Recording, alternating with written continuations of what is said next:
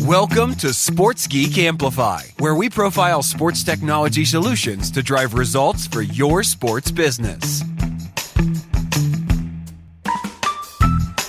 In this Sports Geek Amplify episode, we chat with the founder of Zoomph, a social audience intelligence platform that can determine the value of your digital assets to drive more revenue from digital. Here's your host, founder of Sports Geek, Sean Callanan.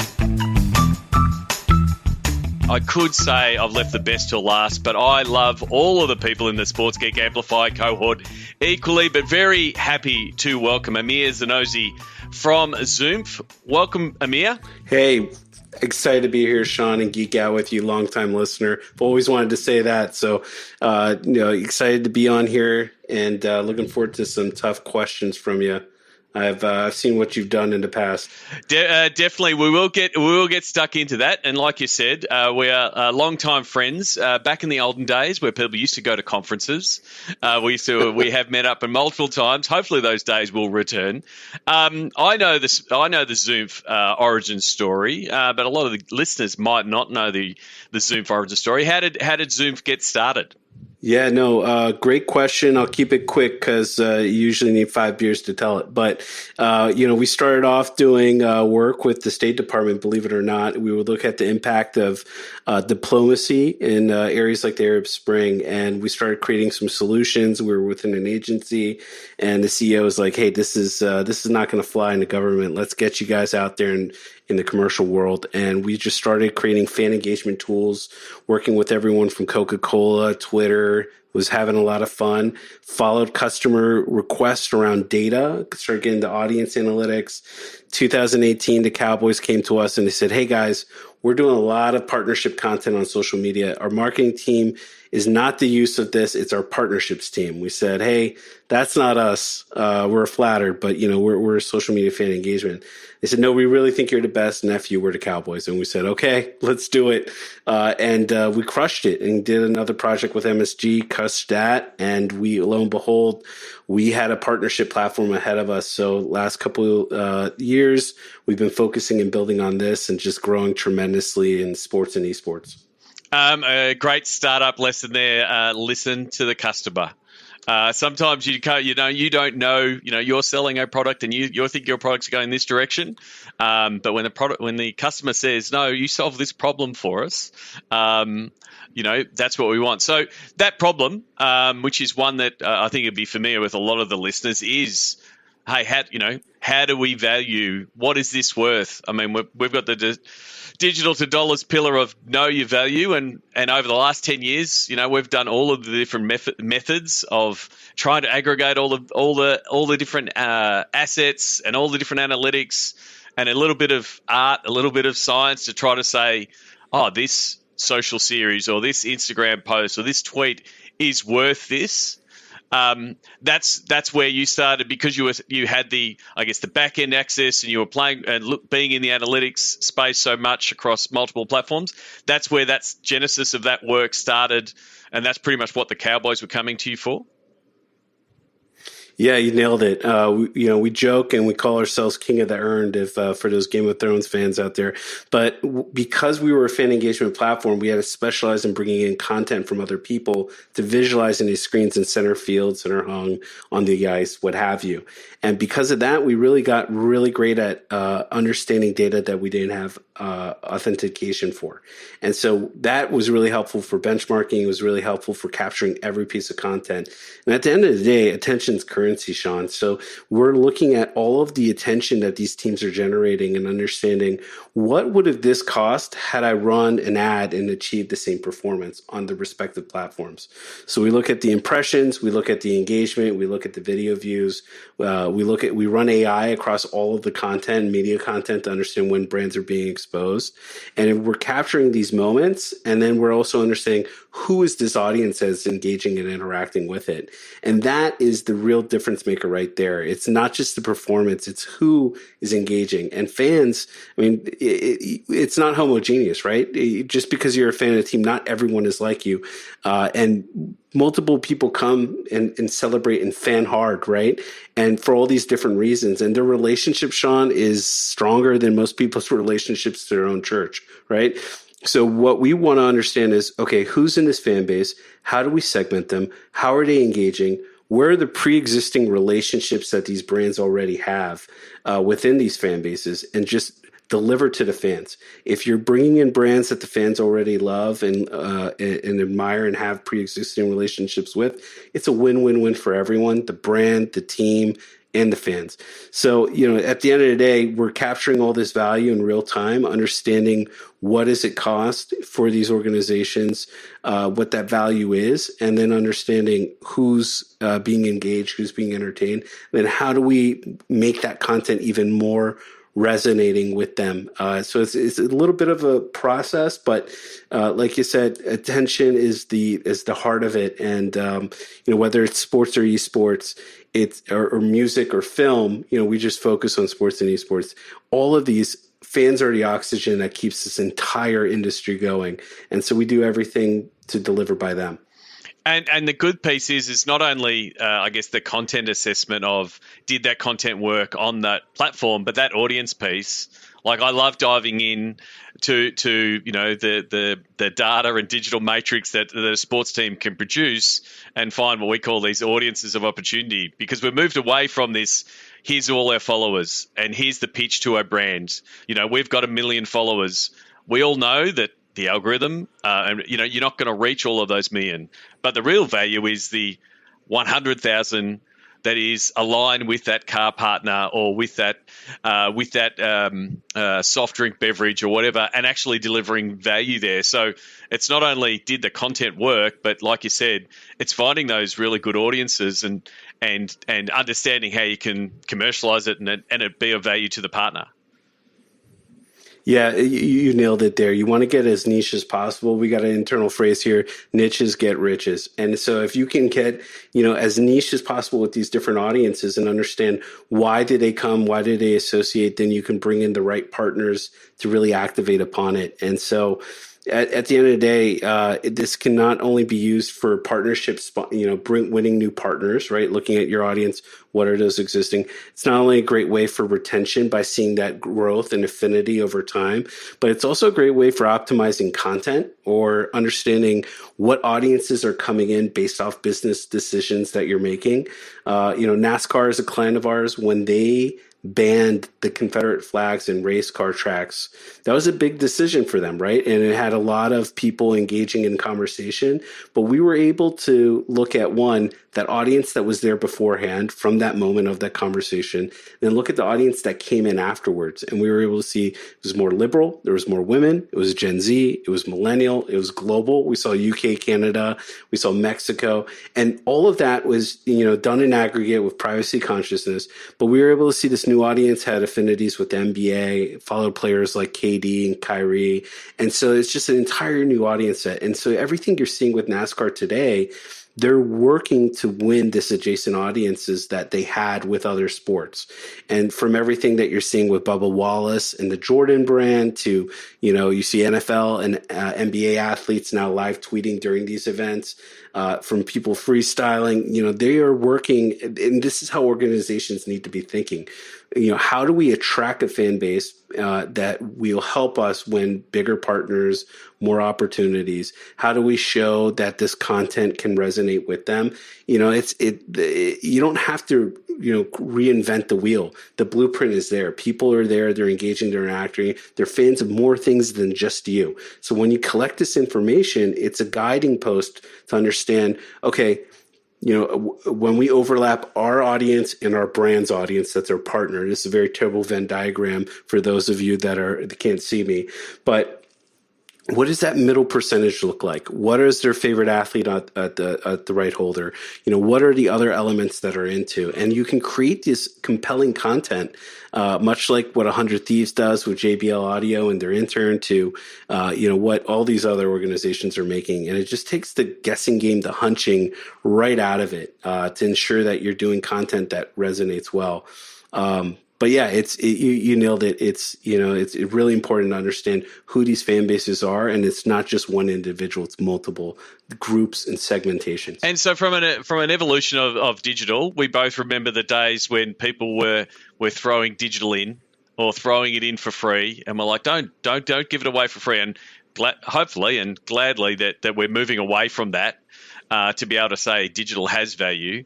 Have you seen it pretty much? I guess the adoption of Zoomph, and especially in this space, come from the partnerships team, and has that been coming from the brands themselves because they're getting more sophisticated? Like the CMOs of big soft drink brands, financial brands are starting to put more rigor around the spend they're doing in the digital space.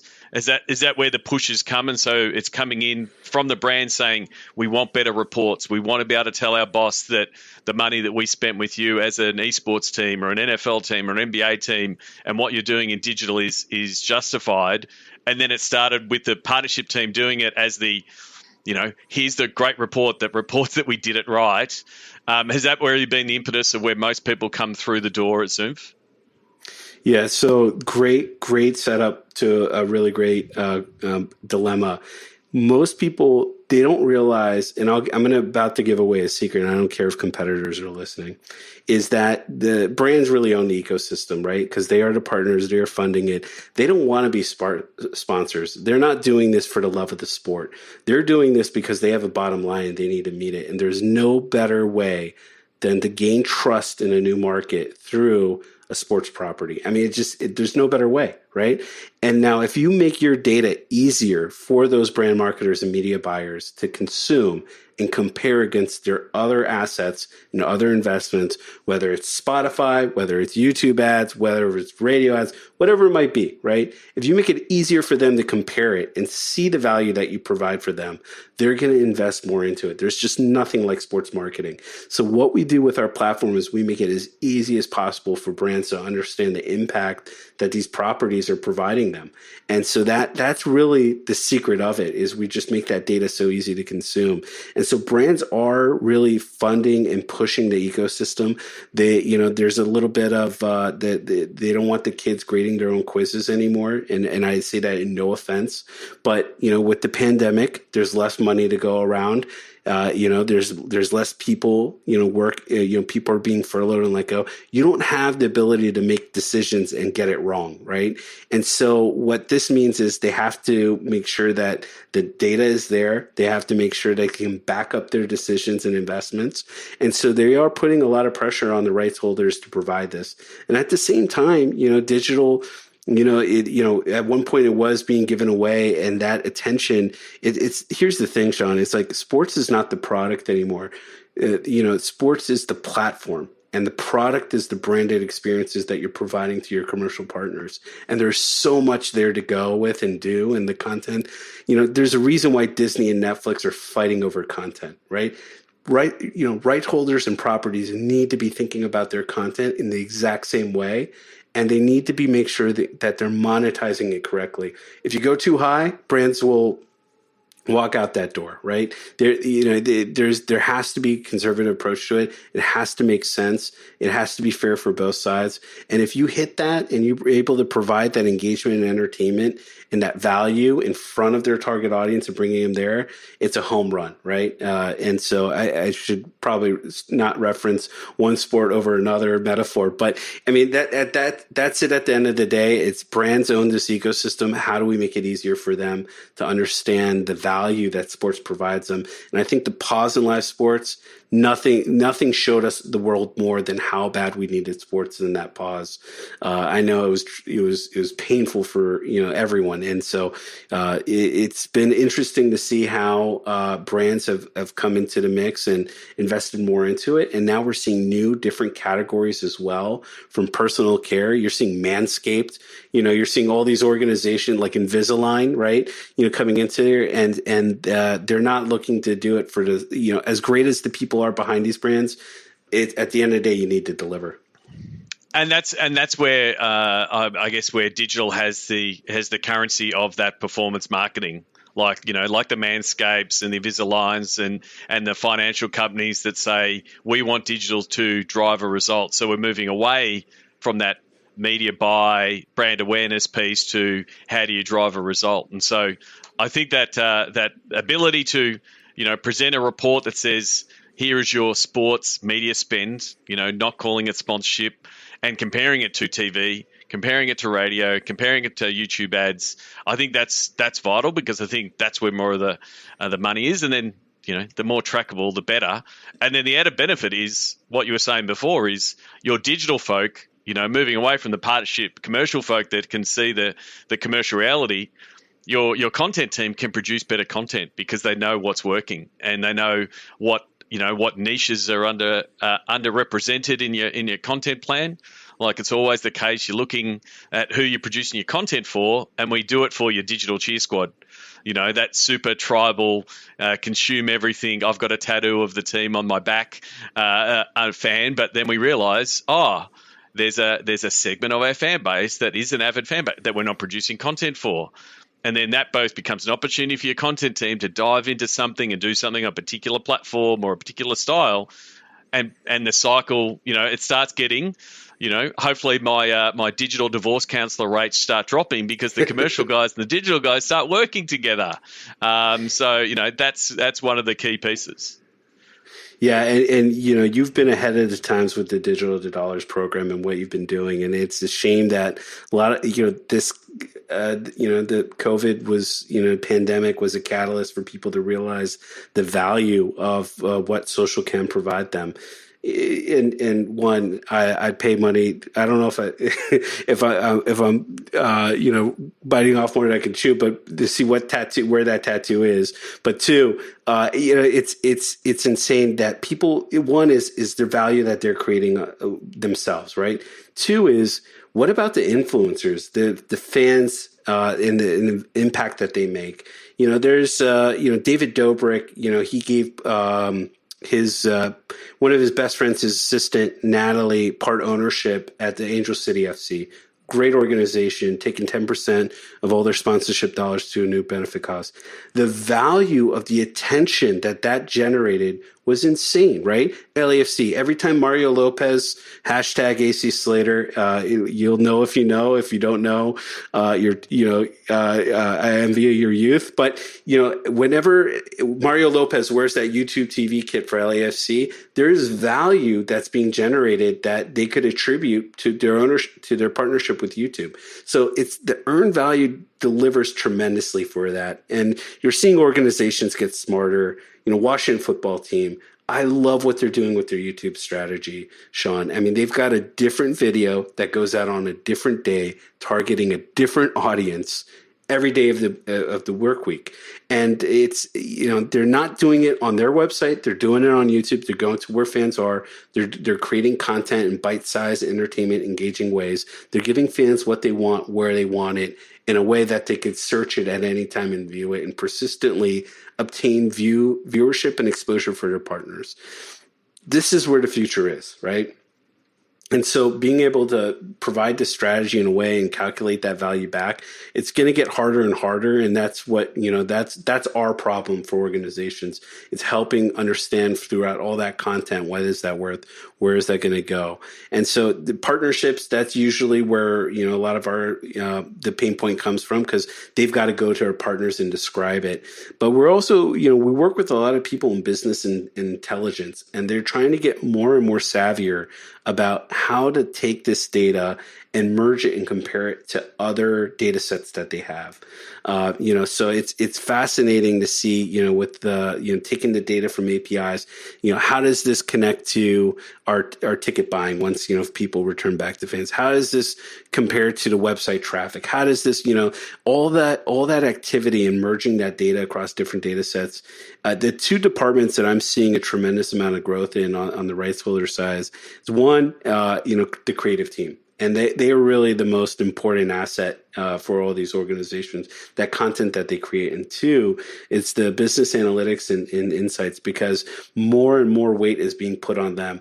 And where we're having fun is like, to what size, how big can you make the logo size before engagement decreases, right? Because there's always that, could you make that logo a little bit bigger, right? And then, or how is winning an impact? You mentioned this earlier about, content over the season. Is the season record just a marketing element, right? Orlando, the women's soccer team, when they didn't get into the Challenge Cup, they actually generated one of the top engaging content. If you ranked all the teams during it, they weren't even there. They were just a fan. And what was so interesting about the pause in live sports, teams that historically do not do well with the on the field, they were doing better with creating media valued content during the positive live sports because they haven't had the luxury of leaning on to the winning. So there's just so many elements of just looking at this data that could dive in and provide the results.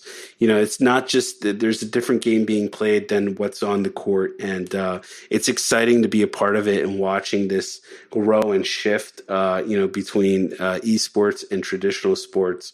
We're seeing some really savvy ways that, these organizations are engaging their fan bases. One thing that I like that is evolving is how the digital departments, like the metrics they're putting on themselves. Like if I walk into, when you're allowed to walk into an office, you see the season ticket department. There's a big number there. How many tickets they've sold? What's their current renewals? Like it's a really easy number to understand, and it's a commercial number. Like you sell that many tickets, the money. Again, the commercial folk, you go in and they've got their sales on the board, and they've got a race between all their partnership associates on how much money they're bringing in. For too long, you'd walk into the digital department and you would have a lot of vanity metrics like, oh, how many Facebook followers do we have? Have we passed someone in the Twitter following or website traffic, which can be quantified, but like there hasn't been those commercial numbers, and so sometimes the creative team, who I agree do great work, get caught in the creative bubble of we're creating great things and not realizing or not having that commercial focus. Do you think as you're starting, as it's been driven by partnership and they're seeing the light bulbs going off for them to see, oh, wow, this is what digital is worth. This is what we're selling it for. Do you also start seeing that number to be able to say, oh, here is the number that digital is generating and circulating that amongst the organization? Because I think it's a really valuable point for the org to realize, oh, look at the millions of dollars of value that our digital department is generating for our team and partners, and becomes a bit more of a commercial focus from the digital team? Yeah, no. So I'm going to tell an adjacent story, and I'll get more connected into sports. But Drake, everybody loves him, right? He's got his tracks. Look at how Drake's music has changed over time. His songs have gotten shorter. He's gotten more songs on his albums. The hook comes sooner, right? He's architecting his music to generate as many streams as possible, right? Why? Because streams get him more money, right? The more streams that he has, he's getting paid for it. We're seeing this now in sports, where some of our customers, right, they're like, how do we improve the quality of our logo exposure? Well, it's as simple as putting a color block behind your logo. A lot of these esports teams, they'll have the logo bug kind of rotate over time, and that actually reduces the value of its over gameplay and not behind a color block logo. The other thing is, the NFL, this was actually a really interesting story. The Houston Texans did some amazing stuff here. They, were looking at their value of their tarps, and they were like, how can we generate a higher value? Because there was a lot of the sun was hitting the logos in a way from where the cameras typically are and that, hurts their quality when the clarity of the logos. Well, they realized that if they got one of those sky cams, right, and they put it in the middle, or if they got shots from up top, one, it would give more logo exposures to different partners that they have at once. Two, it would reduce the glare from the angles that they previously had. And they became the highest, ranking value for all the NFL teams from simple, creative ways of looking at their content and how can they increase that value that they are delivering. So you're absolutely right when you said earlier, it's a little bit of art, it's a little bit of science, it's understanding how to do that right engagement. And sometimes it's just like other applications. So back to Washington football, when they beat the Dallas Cowboys, that's a rivalry that has a lot of engagement on both sides. So when they showed a fan of the Cowboys fan that was crying with his girlfriend as their end cap with Geico in the bottom left corner, that the amount of engagement that was generated from that, it was a work of art, and Geico got a lot of exposure as a result of it. So it's not just, these creative teams are getting more sophisticated, but they're also understanding what they can do increases the value or not without sacrificing the quality of content that they are producing that keeps fans engaged and entertained. So it is a new game. It is, and if you're not practicing and are not thinking of these in an effective way, you're leaving money on the table, and you're not giving partners the opportunity to correctly and effectively engage with you. And these are simple things, simple tweaks. Where if just simply it's like I wish you and I could just sit down with a lot of these people and just help coach them. And it's like this is not that hard. Just walk us through what you're doing today. So there's different. It's definitely, but it's also the flexibility of getting your creative and your digital team the flexibility in those commercial agreements, right? So there's no contract that says, Geico, you're going to get a tweet that says there's going to be a crying Cowboys fan, right? That's never been in a contract. But if you have a broader agreement that says here's the value we're going to deliver, and the creative team knows that they've got to get that when they have that moment that is presented, they present it with the sponsor rather than, and that takes a lot of relationship building with your partnership team and with the partner to be able to say, we're going to do some stuff on the edge, or we're going to do some stuff that's real time,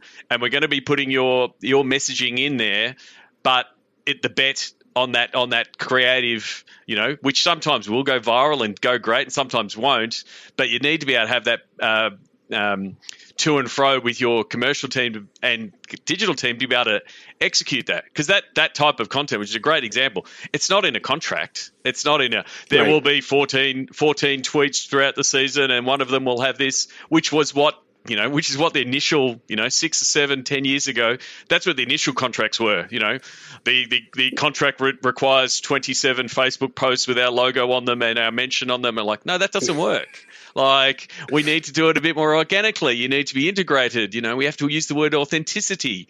Yes. Like getting your team to that point is that next level of being able to integrate a sponsor on something that's real time that goes, to the moon, if we're staying on topic for the current trends. So Mark Stevenson over at the Washington Football, how he integrated, with his team, the different ways of the elements of the partners in there. Yes, he didn't have to get a sign off on every one of those. He earned that creative freedom to do that. And it's amazing. Or, just even making things more technologically sound, like Ryan Bashar, what he's doing at LAFC, like he's capturing all the content earned across everything in real time. And then he's pushing this into Core, where there's a digital dashboard for their clients that in real time they can go see those value. So he's making it so easy. He's connecting the entire technology system in real time and providing it. So it's like partners can watch and see in real time those activations that are being done. So it's not just like the creative ability to engage with partners and that freedom that you have, but two, it's how do you keep partners abreast of what's going on in real time so they can feel like they're a part of that success as well. And so It's just, you absolutely nailed it, Sean. And that comes through being able to show that you know what you're doing, you have the numbers behind your success, and when you have that over time, it's beautiful. The last story I'll tell, I'll be really quick on this one, is I can't say the team name or the partner, but it was an automobile, and it was an NBA basketball team. The automobile company wanted them to put their foot under a trunk, wanted to show the rearview mirror, and it was all these. And the team was like, "No, that no one's going to click on that or watch the whole thing. That's crap, right?" And they were a lot more nicer than I was. And so what they did is they did an audience analysis. They took the team, they took the automobile, and then they looked at, across all of our different athletes, who's the number one? Okay, him. Okay, it was the male team. So they put him on there. And then they're like, what are other information? Okay, dog lover. Okay, we're going to put his dog in the front seat of the car with the person from the automobile car dealership. Okay, what sustainability? Okay, cool. We're going to go into a park. There's going to be a plastic cup on the ground. They're going to throw it away. It's not going to be a big piece about it, but it's just a little factor of what they're doing. Purpose-based marketing is everything right now for brands. And then two is like, Whole Foods, number one restaurant or grocery store. So let's make it look like they're at a grocery store. So then they revamped the entire video where the athlete was going on a road trip. And so he wanted to spend some time with his dog, and they had to go do a checklist of things within the automobile. And the automobile just made it easier for them to do all of these different things.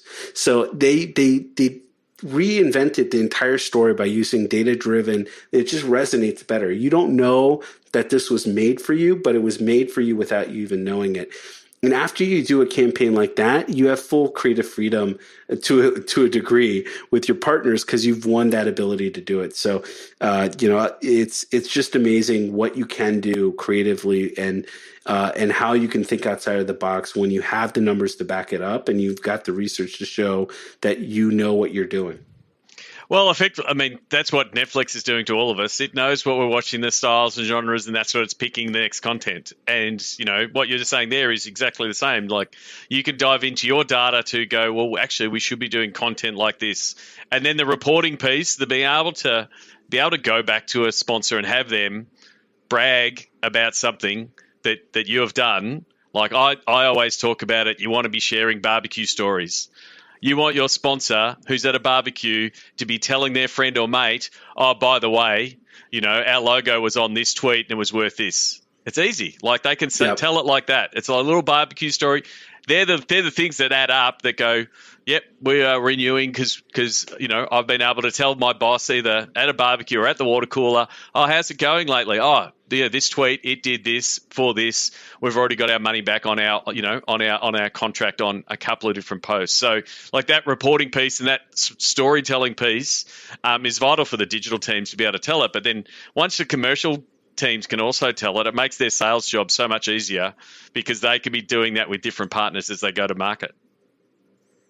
Yeah, absolutely. And it's not just, internally within organizations, but how incestuous sports is. And so it's being able to show these wins to their colleagues and sharing, what works, what doesn't work. It's a lot of times we're being pulled into conversations from, Team Liquid wants to show you to another colleague of theirs, like, hey, we did a really good job. This is who was able. So we get a lot of word of mouth references, but, use your colleagues as potential opportunities to share ideas with, as ways of saying, hey, this is what we've been trying to do with this partner. What are you doing? It's not a zero sum game, right? It's a ecosystem where, if we're all generating value within sports. So it's always great to meet with others, share what's going on, look for opportunities to improve. And, tweet me. I'm always here to do it. I nerd out on this stuff, but, we find that is a really great way of just, having just a easy way of just engaging and interacting with people of, how can you optimize what you're currently doing and what are some opportunities to improve from what others have done. Well, Amir, really enjoying us geeking out, but now it is time for us to get to the Sports Geek Amplify triple threat. Now it's time for the Sports Geek Amplify triple threat. First of all, time. How is Zoomph a time saver, and in what way is it a time saver for some of your clients? Oh man, this is where we kick ass. So basically our AI is capturing every brand logo exposure, and then we also have asset exposure as well. So we're looking for objects, physical objects, in addition to what partnership assets there are. So for anyone that's been in partnerships and trying to do a report on all of the different assets and all the different values, that's all I got to say. It's a game changer. So we're providing them an incredible amount of time that's being saved, and it allows them to get back to all the other billions of things that they have to do. And then the last thing I'll say is we have APIs. So we don't have to be the end all dashboard for you. A lot of it is the business intelligence people want this data in their system so they can match it with other data sets. So that's, time is where we make the biggest impact. Yeah, so if you're someone who has put those reports at the end of season together and asked for all the analytics and tried to put it all in a report, you're nodding your head right now. That's exactly the exact time-saving opportunities you get with Zoomph. From a money point of view, we've discussed the commercialization of digital. How does Zoomph either save or make money for a rights holder? Yeah, so this was dubbed by our clients. They call our data reports or affinity reports the scouting report. And so basically, for go in and win new partners, we pre-organize into different partnership verticals, the different brands, and then we also give brands a view of the different rights holders where their fan bases are. So we're trying to connect those dots. Every audience has a story to tell. We're just trying to make it as easy as possible. And then secondarily, it's retaining those current partners that you have by showing if you're doing your job, right, followership should grow on both sides. And that's an easy way that our affinity reports help retain audiences as well. So as far as saving money, it's less resources needed for some of the reporting capabilities to allow them to do more sophisticated stuff. As far as making money, it's retaining your partners and winning new logos from our data. But primarily the piece is the ability to quantify what you're producing to bring that money in, to be able to say, and are you seeing, and more of a trend piece from a like overall agreements, are you seeing like a sponsorship agreement is, here's this much hospitality, here's this much, logo patch valuation and the like, and then here's this much digital? Are you seeing that digital pie growing year on year? Oh, it's growing tremendously, and I'm a little upset that we didn't structure our deals that we get a percentage of the deals that we make, because that's really honestly we're helping so many organizations make deals through our insights. Especially in sports betting. I mean, it's insane. I won't mention the team and the sports better, but our results showed affinity there before areas were legalized. And when that area was legalized, it was the highest performing area. So it's like the numbers are there. And so, yeah, 100%. All of that is impactful to show those results. But digital is not slowing down. It is growing. And it's because it's easier for brands to understand the impact that they're making with everything else that they're doing. All those other things will come back. But digital, this is a content game from here on out for sure.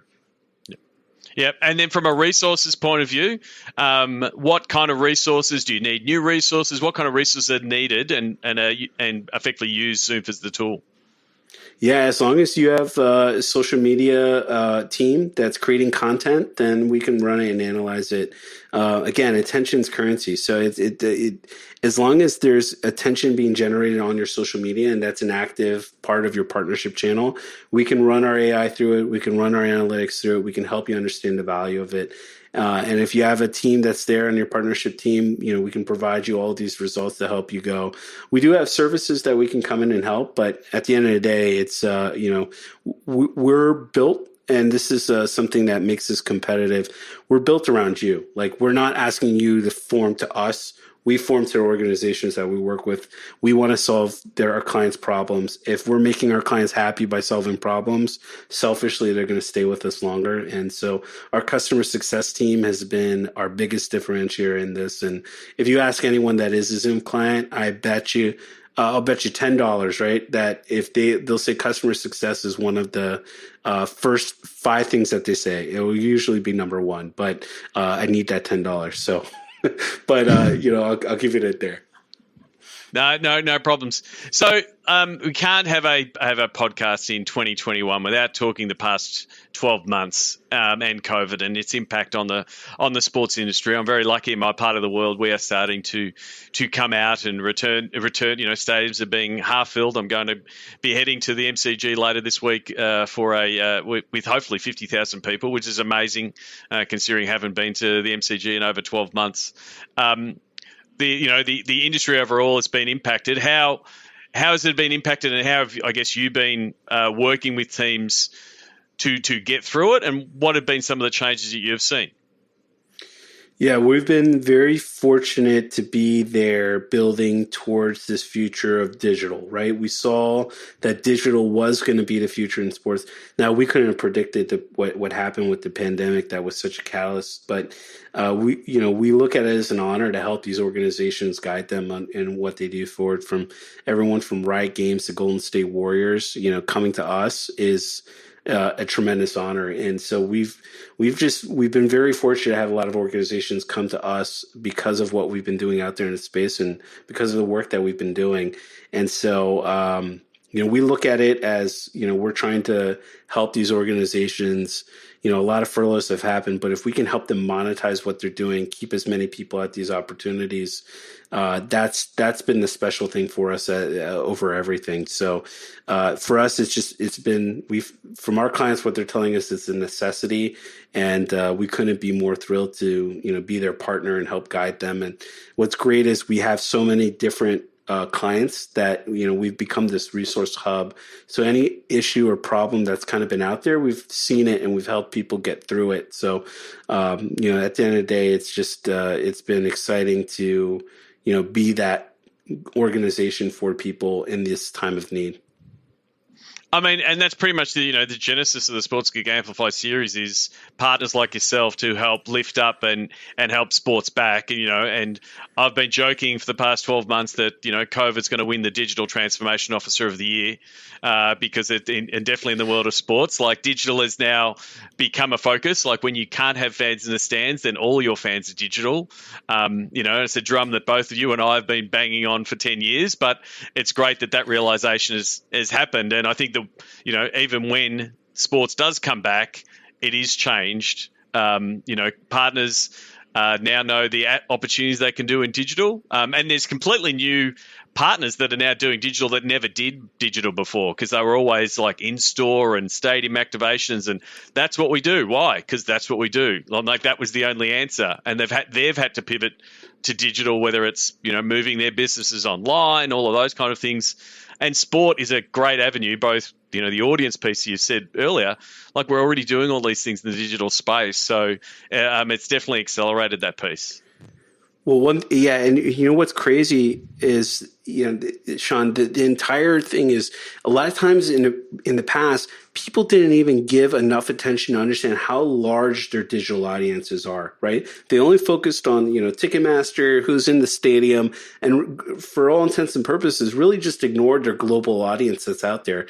Well, now that people are seeing the value of what their digital audience and the size of their digital audience and the global presence, I think it's unlocked a tremendous amount of value that people did not realize that they were, for a while they've been standing on gold and picking up silver. And now there's this opportunity that now they've been forced to look at their digital audience and say like, holy hell, there's a lot of people here. There's a lot of opportunity.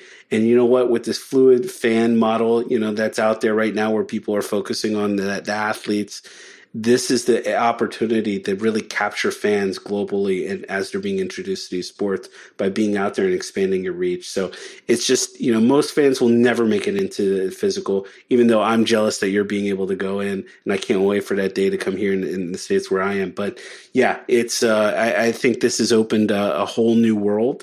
And just judging by how happy brands are and how much more they're investing into digital, I don't think it's going to be changing anytime soon. No, definitely not. Definitely not. This is where I get to the part of the episode where I do the Sports Geek Pitch Recap, where I recap everything that we've discussed and try to give it back to you, elevator pitch style, using the formula. You know how what we do is, in fact. And here's my attempt, Amir. You know how it's been a journey to commercialize digital assets and audiences. What Zoomph does is helps brands understand the value of their digital investments to help sports rights holders drive more returns from digital assets. In fact, in this year's Super Bowl alone, the Tampa Bay Buccaneers generated over $2 million worth of value from 67 million impressions across Twitter and Instagram as measured by Zoomph. That's pretty much it. That's exactly what you can do. And the reason I'd love to have you on this is one of my goals, and I stated it a couple of years ago in a room full of 300 people, is I want digital to be the number one driver for revenue for sports by 2030. And it's people like yourself that are helping make that happen. I think more and more digital opportunities and revenue is going to come into the world of sport, and I'm really looking forward to more sports being able to get a slice of that digital pie. Yeah, you've been a pioneer in this space, Sean, so thank you for everything that you've been doing, pushing organizations to look and focus on digital. It's it's tremendous the impact that digital can make. And, this is just a lot of fun hanging out with you. I just, it's like, I feel like we need a buddy cop kind of, comedy movie going on here. Just going around, checking in with different organizations and be like, show us your digital, kind of coaching them. And this was fun, man. And I can't tell you how much joy it brings me to kind of geek out with the sports geek himself. Well, thank you very much. And that actually does, it is something, maybe we're quite open for it to be optioned by Netflix. So please drop us a DM, slide into our DMs if we want to set up series. But a bit of a call to action. The people who are listening or considering, hey, should I get Zoomph? Maybe what we should be doing is offering them something similar to that, Amir. Yeah, I'm down. I mean, what do you think we should do? Well, I think what we should do is, if you're one of the first 20 people to sign up with Zoomph, you can go to sportsgeekamplify.com/Zoomph or zoomph.com/sportsgeek. Either work. What we're going to do is we're going to do a special Pick My Brain session with both myself and Amir with your digital and partnerships team. We'll dive in. We'll look at it. We'll find you those audiences of opportunity. We'll find you some really cool digital activations. And I'll tell you what, we'll even throw in some Sports Geek and Zoomph swag. If you are swayed by hoodies and T-shirts, we can do that. So go to that link. It's not an offer that Amir and I do. Like, it takes a lot just to get us both on the same call. The wrangling that we've had to do to get on this call today. I would love to do it. Like you said, Amir, this is exactly what we do when we're life, whether it's at a conference or at a bar or over Zoom, whatever it might be. I enjoy doing it. And I'd love to do it with some Zoomph clients. Yeah, no, that would be awesome. I couldn't think of anything that'd be more fun. And 100%. Usually in person, I got to get frisked by security before I get close to you, Sean, just because of your celebrity status. But no, I would love it. If anyone wants to take advantage of this, just bring some tough questions, bring a good beer, and we'll have a good time. Yeah, definitely. So thank you very much, Amir. If people want to reach out to you, where should they do so? What are the best platforms to reach out to you? Yeah, I'm Zenozi, Zonozi on all things social, and Zoomph is Zoomph on all things social. So tweet me, don't clubhouse me, and we'll go from there. No, this has been awesome, and thanks again for having me. And excited to engage and interact with everyone that listens. Terrific. Well, that has been our episode of Sports Geek Amplify. Thank you very much to Amir Zenozi. Like myself, if you cannot find him on the internet, we are just not doing our job correctly. We're very available on all different channels, but be sure to go to sportsgeekamplify.com/Zoomph for your chance to get in touch with the guys at Zoomph, have a check it out, but also don't forget you can claim that special limited edition. We might even mint it on NFT. Who knows? That's how limited it is. A Pick My Brain session with both Amir and myself for people who sign up through Sports Geek Amplify. So if you're thinking about doing it, you're on the fence, make sure you say, hey, Sports Geek sent it, and you'll get a special Pick My Brain session with myself and Amir. Don't forget, check out all the episodes in the Sports Geek Amplify series. Go to sportsgeekamplify.com and also share the Sports Geek podcast in whatever podcast platform you want. My name is Sean Callanan, and you've been listening to Sports Geek Amplify. Please check out all episodes of the Sports Geek Amplify series at sportsgeekamplify.com. To connect with Amir at Zoomph, go to sportsgeekamplify.com/Zoomph. Join the Sports Geek Amplify cohort on a special #SportsBizZoom reunion show on June 8th and 9th. sportsgeekhq.com/Zoom calls. All episodes are available in the Sports Geek podcast feed. You can listen to Sports Geek on Apple Podcasts, Google Podcasts, Spotify, and all good podcasting platforms.